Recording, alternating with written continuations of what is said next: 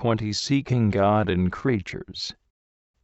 Presence of God. I place myself in the presence of Jesus, in the tabernacle, asking Him to teach me how to seek Him, and to find Him in others. Meditation. 1. The relations with our neighbor which duty imposes cannot distract the soul in its search for God, if it has learned to consider creatures with a wholly supernatural view, that is, with a deep spirit of faith. When the eye is illumined by the light of faith, the soul seeks and finds God, not only present in itself, but also in all creatures, and especially in its neighbor. Creatures are, as it were, traces of the passing of God, whereby are revealed His greatness, power, wisdom, and divine virtues. In fact, every one of them has been created by God through His wisdom, which is the Word, His only begotten Son. J.C. South Carolina, 5, 3.1. If this is true of all creatures, even of those that are inanimate, it is especially so of man, whom God expressly created to His image and likeness. Gen 1, 26. The soul living by faith always relates its acts to God when dealing with its neighbor, and rather than detain itself on outward appearances, sees, serves, and loves God alone in all creatures indiscriminately. For the soul of faith, men, of whatever race, nationality, position, or social standing, have only one aspect, the image of God, only one name, child of God. Unfortunately, vice, sin, and faults can more or less disfigure the divine image in man, but the image remains, and the spirit of faith knows how to find it. Furthermore, even those who live far from God are still His children, if not effectively by grace, at least by their vocation to grace.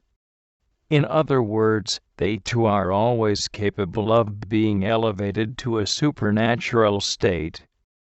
When the soul sees God in all creatures, nothing can distract it from its spirit of recollection and its search for God.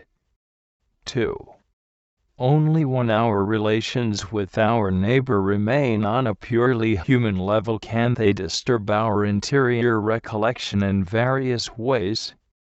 This happens, first of all, because the soul easily becomes attached to creatures not knowing how to see God in them. It stops at their human qualities, at the feelings of congeniality and affection which they arouse in it, and looks to these for consolation, and the satisfaction of its natural need to love and be loved. In this way, creatures more or less invade it, preoccupying its mind and heart, and robbing its spirit of the precious liberty of remaining oriented toward God, and recollected in Him. And even when its relations with the neighbor cease, the soul will remain occupied with Him, and will therefore be unable, even in the very hours of prayer, to recollect itself in God.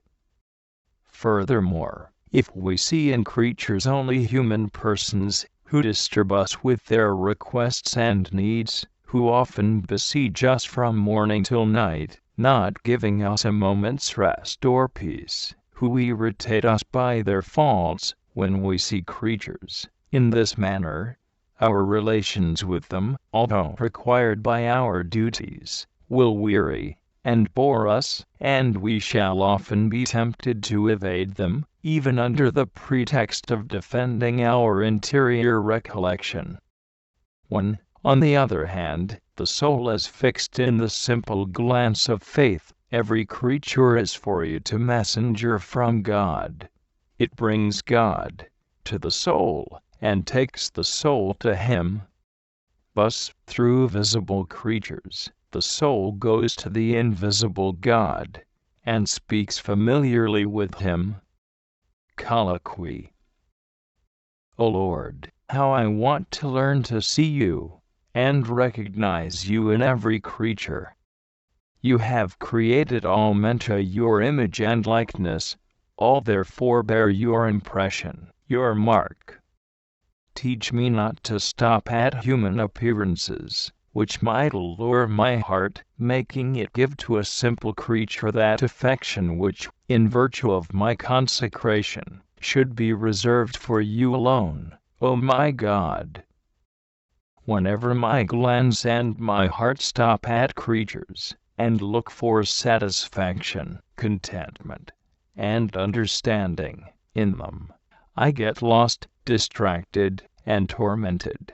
I always come away from them more tired and weary, because, after much seeking and loving, I find nothing to satisfy my infinite need for love.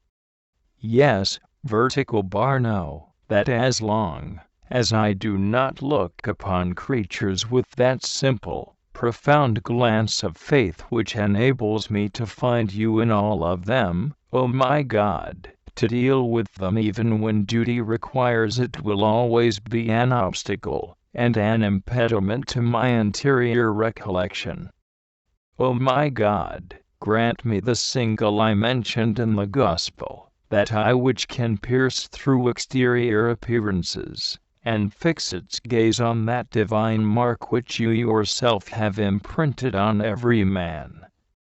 Then I shall make no distinction between those who are congenial and attractive, and those who are mean, disagreeable, or repulsive. All these externals will disappear, and I shall recognize your face in everyone, and shall serve and love you, my God. Shall I then be able to complain that the relations with my neighbor which duty imposes, or the things I have to do for him distract me from you? Does not faith tell me that in treating with my brethren I am treating with you, and that when I serve them I am serving you? Did not Jesus say, as long as you did it to one of these my least brethren, you did it to me? Mt 25:40.